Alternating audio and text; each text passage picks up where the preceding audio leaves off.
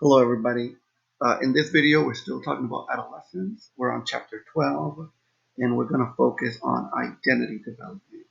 And so I'm going to talk about Erikson's theory, which we've talked about in the past, Marsh's theory, which you probably have not heard of up until now, and then I'll talk very briefly on ethnic identity and gender identity and their development. Now, we have already talked about Erikson stages for a while. We talked about trust versus mistrust, which occurs in infancy and is very similar to attachment. We've talked about autonomy versus shame and doubt, and initiative versus guilt, and industry versus inferiority, which all occur in childhood. And now we're going to talk a little bit about identity versus role confusion, which occurs in adolescence. Now, during this stage, the child or the adolescent is trying to figure out who they are. Before around uh, 11 or 12, if you ask a child, what makes Johnny Johnny, they're going to give you very basic things.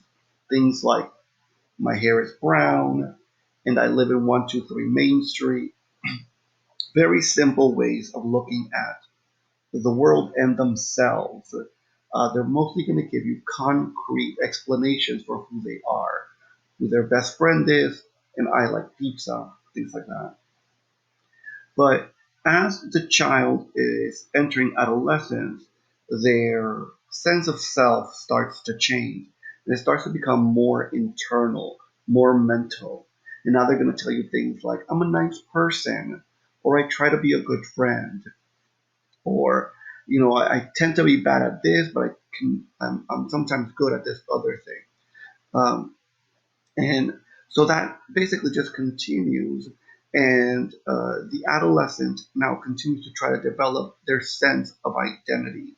Um, and you're going to hear a lot of children during this age um, join groups and do things that allow them to get a better sense of themselves. It's not always very obvious. Some kids are very obvious and they sort of fall into nice groups and they might join the FBLA or they might join, I don't know, a sports team. But for some kids, it's more subtle how they're trying to do it. They like playing Pokemon, and now they start to dress a certain way. They start to act a certain way because it's not just enough that I like playing Pokemon.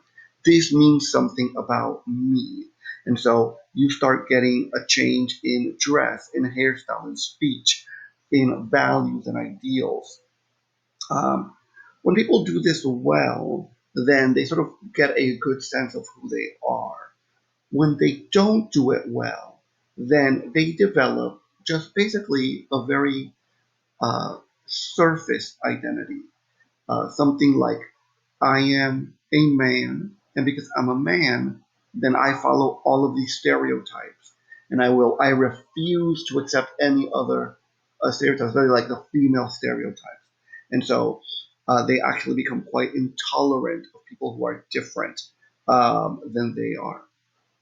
Let me see if let me just, in, you, when you're in high school especially, there is this shift that starts to occur where people just start to segregate among little groups, cliques, and whatnot.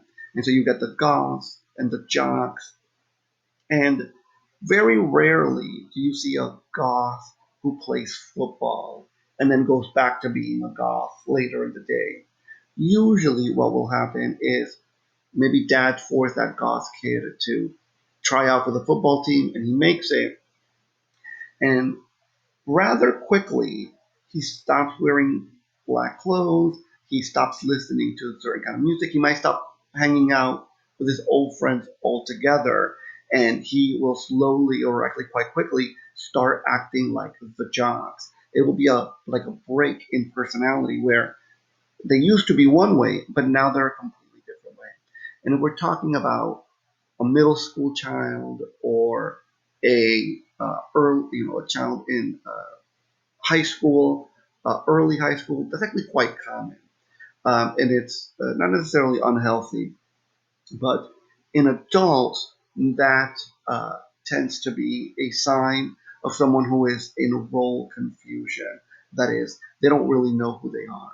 And what you're going to usually get is, you know, one day, I dress a certain way, I dress, you know, very preppy or whatnot, and then maybe my friends change, and then now all my friends are more into a certain kind of music or a certain kind of lifestyle, and then I'll switch up with that, right?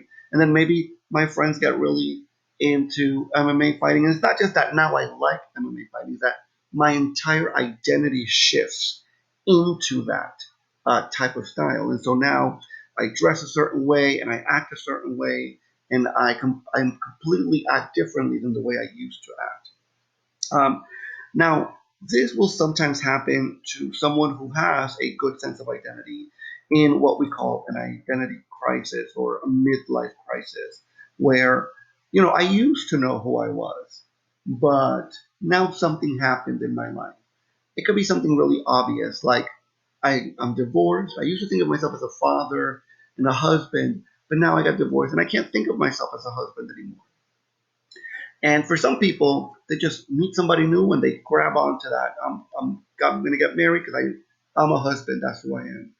And for some people, they start acting like that middle school kid or that early high school kid, where now my entire identity starts to change, and I'll get a piercing and buy, I don't know, a motorcycle, and I'm out in the clubs all the time. Um, and what it really is happening is that I'm trying to find a group or a way to fill that hole in my identity. And sometimes it's hanging out all night and buying a motorcycle, and sometimes it's becoming more devoted to religion. But there is this crisis that occurs that shifts my uh, basically my identity. It's the same type of crisis that's happening in middle school and high school as the adolescent is trying to figure out who they are. Let me make sure I didn't miss something here. I'm going to talk about moratorium in just a moment, so I'm going to hold up. Now, during this time, there are two major variables that are going to affect how you accept your sense of identity. One of them is what we call exploration. uh, how much you have looked at different things. Have you tried different clubs? Have you tried different groups of friends? Have you, you know, searched the internet for different ways of thinking and different values? Have you had different jobs that allow you to understand, like, oh, is this something I like? Is that not something I like? Have you done exploration? Have you thought about who it is you are, what your values are?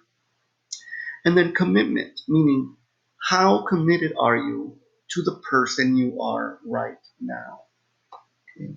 And this will create four types of identity levels: identity diffusion, foreclosure, moratorium, and identity achievement. And I'm going to talk about these separately. Now, as I mentioned, um, the uh, the exploration is something that we call a crisis, right? Erikson also talks about the different crises that you go through throughout your life. Well, that's what we're talking about here. How much have you explored? Are you in a state of crisis? Not crisis like, oh, everything is awful, but crisis in the sense of like, am I thinking about it? Am I exploring? Is my mind active in trying to determine who I am? And then commitment. How committed are you to who you are? Are you very low? Are you not committed at all? Or are you very committed to who you are right now? High. When crisis is low and commitment is low, then you are in what we call identity diffusion. There's nothing wrong with being in identity diffusion when you're young. A little kid doesn't know who they are. Mom takes them to baseball practice and they play baseball with their friends. And then mom takes them to play, I don't know, war with their little friends. And the kid just takes on that identity for, the next hour. Uh, Little girl thinks she's a princess and she acts like a princess. But then we go to play, at the band, and now she totally takes on that role. And there is no sense of identity for her during identity diffusion. Now, if you are an adult and you are in identity diffusion, that might cause a problem. This is your friend who goes out to the woods to drink, and not once, but that's all the time. That's like basically what they do. They don't seem to have goals. They don't seem to have an idea of who they want to be. Maybe they're playing video games. Not play video games sometimes. Everybody plays video games sometimes, but that's all they do. They don't seem to have a sense of who they are and what it is that they want to do. That is identity diffusion. And obviously, past around uh, freshman year or sophomore year, this becomes a problem. Now, some people are in what we call identity foreclosure. In an identity foreclosure, what happens is that this person's commitment is actually really high. They are devoted to the person they are right now. But the person they are right now wasn't their choice. They never went through a crisis. They never thought about who is it that I want to be. And so usually what's happening is that there's some parent or teacher who told this kid, you're playing football, you're going to become a cellist. And the child just accepted it. They uh, have gone through the years just sort of thinking to themselves, this is who I am, a football player. This is who I am, a cellist. This is who I am. I'm going to be a doctor because mom said I was going to be a doctor. And they don't really think about it. Now, this could be good or bad. It could be good because if the foreclosure that you have accepted is something positive, like you're going to go to college and you're going to become a doctor. Well, there's a good chance that you're pretty devoted to getting your schoolwork, that you're not getting into too much trouble, you're applying for colleges, and hopefully you're kind of going to wake up from that foreclosure somewhere in the middle of your college career, and you're going to then start making choices. But you did all the right things up until that point. So in that sense, it could be good. But just as easily, it could be bad. And it could be bad in a lot of different ways. For one, maybe you have foreclosed on an identity that isn't a great identity. Maybe you're super into being, I don't know, a sports athlete. And so you never paid attention in your math classes and you didn't do a lot of your science homework. And by the time it dawns on you, this is not who I want to be. I want to do something else. You've actually fallen behind in a lot of your other schoolwork, in a lot of your other life goals, and now basically you have to start from scratch. That could become a problem there. It could also be a problem if, mom told you were going to be a doctor, you totally bought into that, you foreclosed on that idea, and you accepted it, and now you're a doctor and you've gone through 8, 10 years of college, and now you're realizing this is not what I want to do. And that could be incredibly overwhelming because basically you either have to live with it or start over. And that could be very, very difficult for people. It would be better if if you kind of woke up for that from foreclosure somewhere in the middle of your college career, maybe even early in your college career.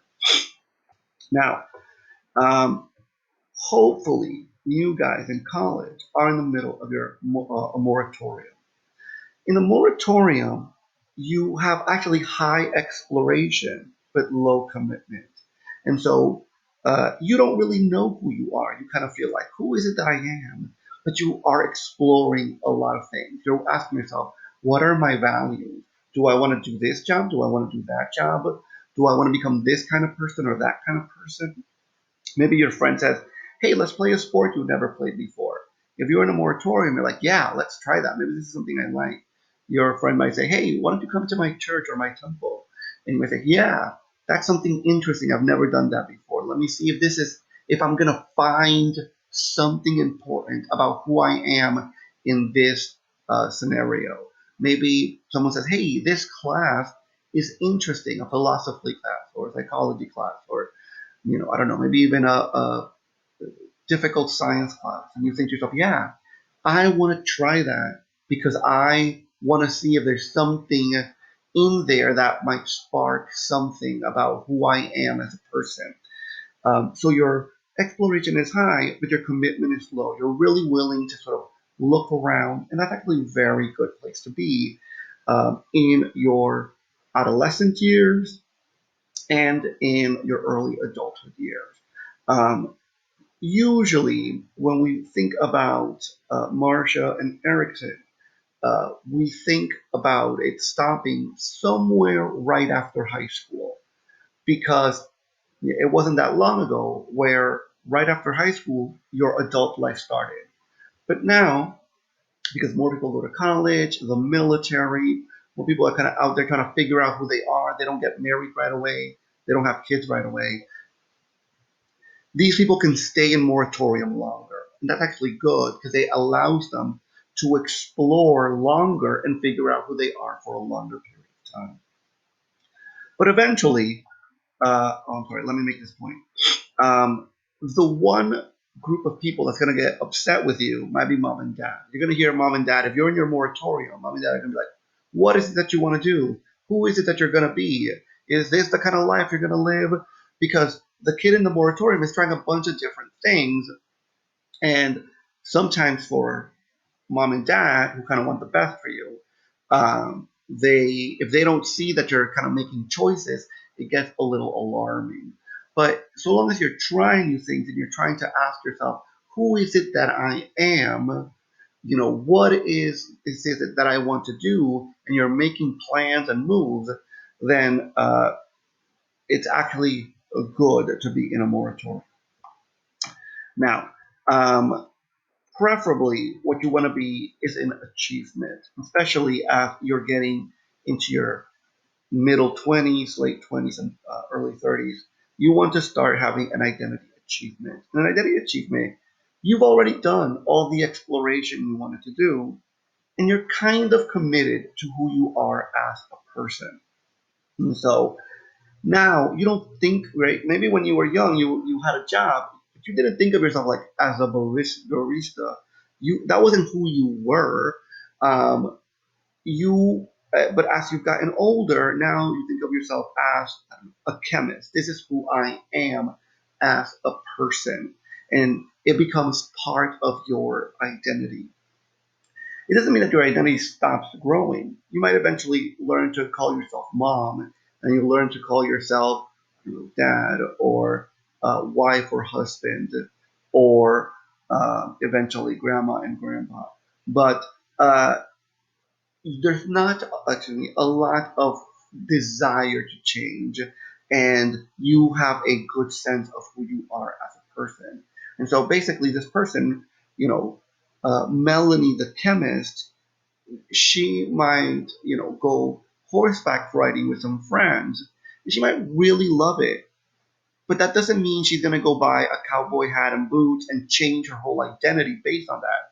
She's still uh, the chemist. She still thinks of herself as a chemist, now just a chemist who kind of likes horseback riding, and she might do that again. But her whole identity doesn't change just because she tried something new.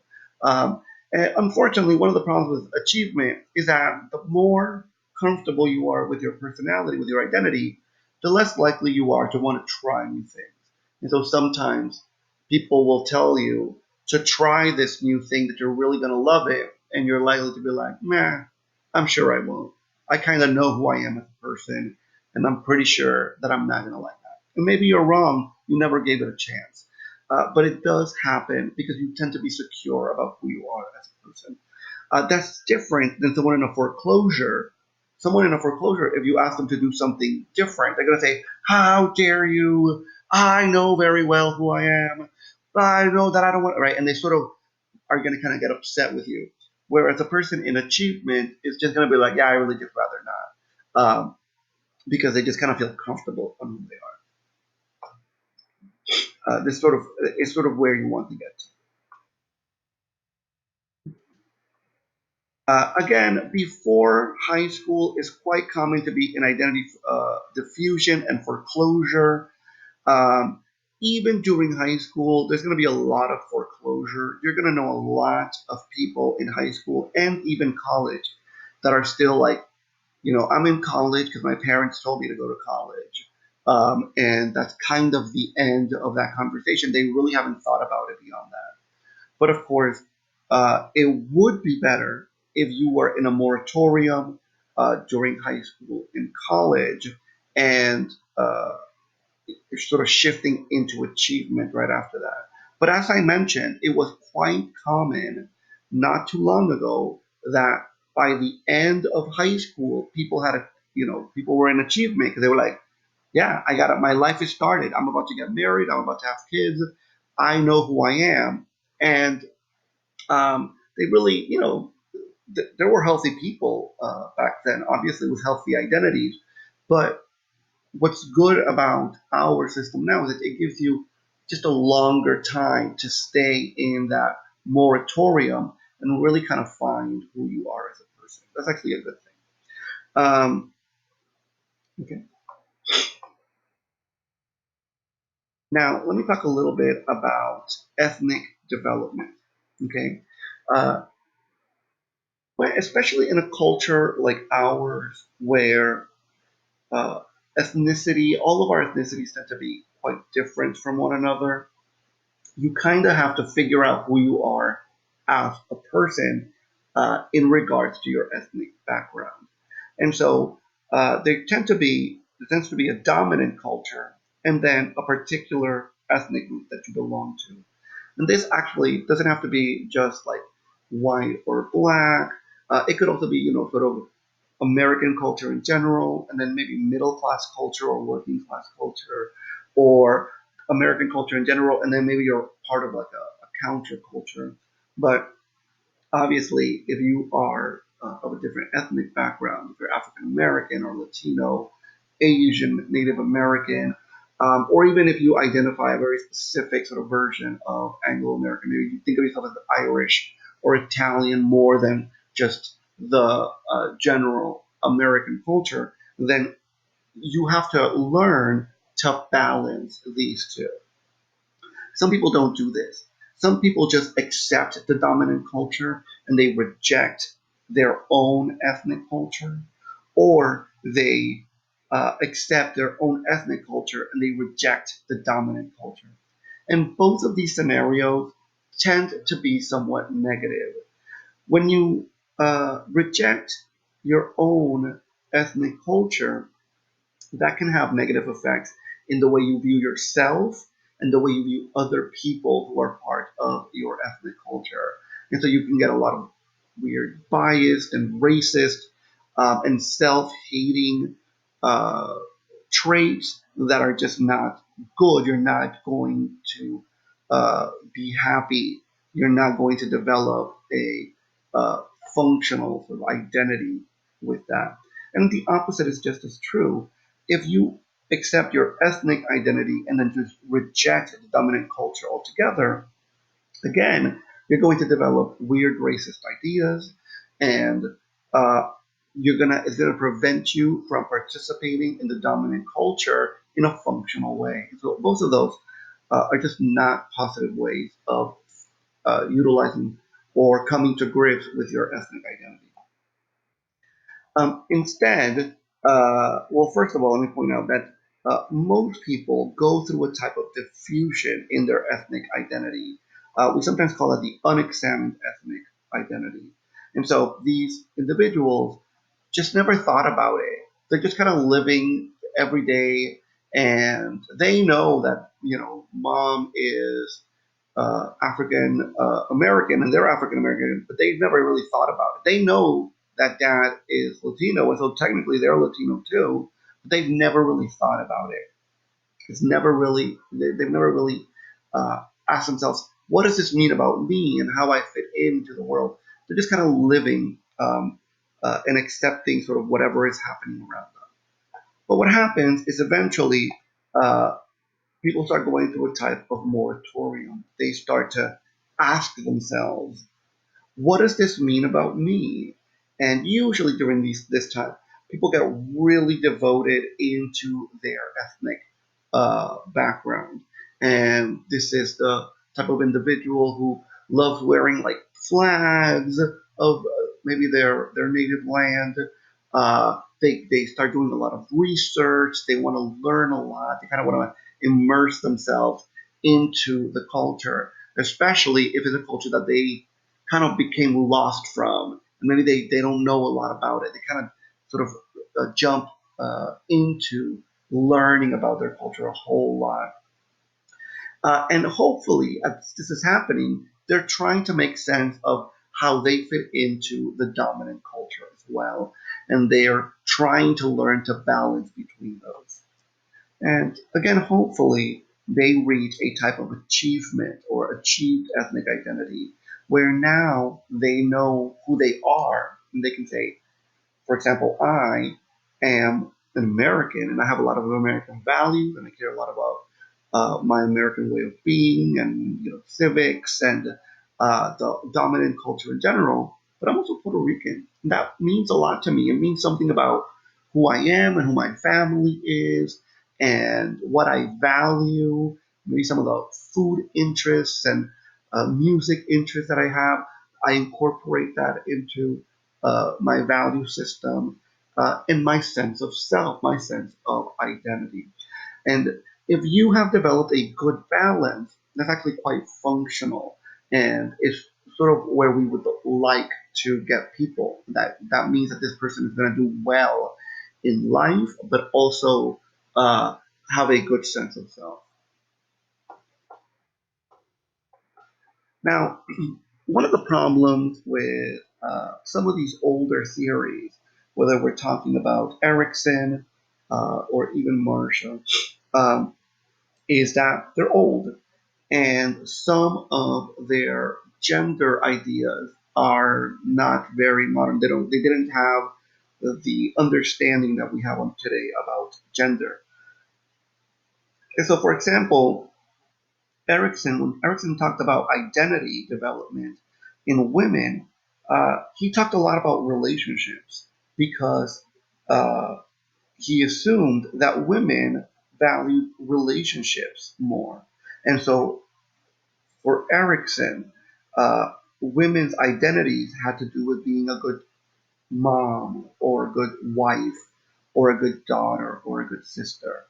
And Erikson didn't really understand that a woman also wanted to be a doctor and wanted to think of herself as a doctor, or even something that might be more uh, gender stereotypical, a nurse, but she still thinks of herself as a nurse. That nurse, just because she's in a stereotypically female uh, job doesn't mean that I'm a wife and I never think of myself as a nurse. No, that woman still thinks of herself as a nurse or a doctor or a scientist. Women have occupational identity. And of course, in that same sense, where Erikson often talked about men having occupational identities and sort of having ideological identities, like, I don't know, I'm a Democrat or I'm a Republican, things like that. Men also care about their relationship identities. I'm a husband, I am a father or a son. These things also matter to men. Now, I suppose it's important to point out that depending on how masculine or feminine you are, you might kind of fall more closely into Erikson's sort of viewpoint. So if you're a woman that's incredibly feminine, that is, you have a lot of feminine traits and not very masculine traits, then you might just think of yourself as a mom or a sister and feel completely fulfilled just with that relationship identity. that doesn't mean that you can't be fulfilled or feel like, oh, my identity isn't really stable. No, someone who is a mom, let's say a stay-at-home mom, and cares about that, she can still feel fulfilled with that. And maybe there are a man who's very masculine and has very few feminine traits, and he thinks of himself as a truck driver, and he feels very secure in his identity. And he very rarely thinks about himself as father and husband. Those things, yeah, he knows that he's a father and he knows that he's a husband, but they don't really develop are part of his sense of identity. That does happen. That person can still feel fulfilled, but honestly, in our culture where those kinds of boundaries are just not really there for the majority of people anymore, it will be weird for this person to sort of interact with others. Imagine your friend told you, like, I don't really even think of myself as a father, like, I just think of myself as a truck driver. You would probably be like, that's kind of weird, guy. Because we all, in our modern culture, have a little bit of masculine, a little bit of feminine in us. And so we're much more likely to have a better balance. And when someone doesn't, it is a little bit. All right. I kind of already mentioned this early on. Before you become an adolescent, your sense of self, your identity is very concrete. My best friend is Billy. I live in 123 Main Street. I like pizza. I have brown hair. But of course, as you become an adolescent, you start to incorporate more psychological characteristics. I am a nice person, more social relationships. I am, you know, Billy's best friend, and that means that I'm supposed to look out for Billy, and that Billy and I care about each other, and I'm, a daughter, and that means that I should care about my parents' well-being, and right. So it becomes there's a great deal more psychological things that are happening, and you start to define yourself about with traits that are happening inside your mind, and not so much with traits that are happening outside of your mind. Um, um, Obviously, they become more complex. Your sense of self. Okay. Oh, and you can have contradictory aspects, right? So sometimes people will say things like, "I love math, but I'm not really good at it." And so that seems like contradictory, but because it's happening in your mind, you can have a good sense of that, right? Like that's part of my identity. This fact that I'm actually not very good at math, but I actually love it a great deal, or a sport, if I'm making sense. I love to watch this sport. I love to practice this sport, but I'm actually not as good as I would like to be. That is something that an adolescent can do, an adult can do, whereas a child will have a very hard time with that. In fact, children will often tell you, "Did you see me play the basketball game? And I did this, and I was so good at that." And you're like, "No, you're actually pretty awful." But they're like, "No, I'm actually really good." What's happening there is that they haven't sort of internalized their sense of self yet, and so they go, "Well, I like playing basketball, therefore I must be good at it."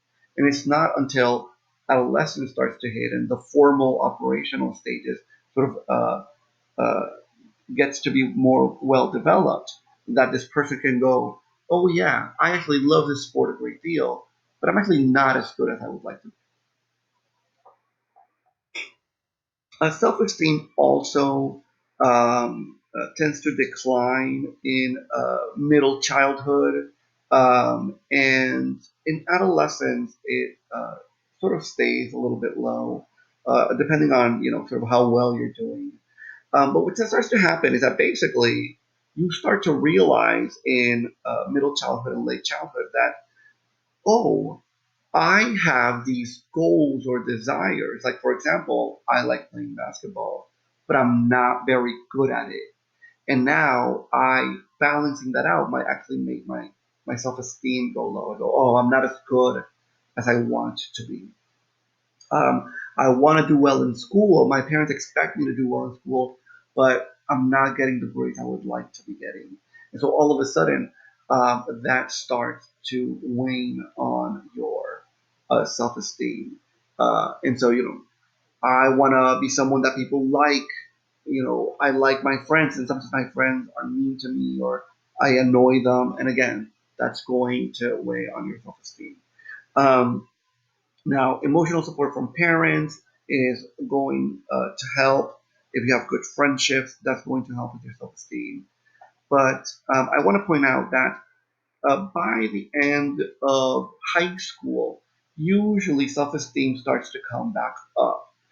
Usually people start to get a sense of, I kind of know what I'm doing. I kind of know what I want. And having a little bit more self control over your own life, or at least feel like you have self control, starts making you feel better. I like to point out that because our culture treats men and women slightly differently, right around 18, self esteem for men tends to shoot up immediately. And it doesn't always do that for women because just there's certain, men are sort of made to feel like you have control over your own life, go out there and do it. And women are often made to feel like, make sure you're not bothering people and make sure you're doing things just right and that you look a certain way. And that doesn't change just because you turned 18. In fact, it might even get worse. And so oftentimes that there might be a shift there. But usually towards the end of high school, we start getting a slightly better sense of ourselves. And that does increase our self-esteem. All right, guys, I'm going to pause here. And in the next video, we're still going to be on chapter 12, but I'm going to talk a little bit about relationships and sexuality, and then very briefly, juvenile delinquency and suicide. Thank you.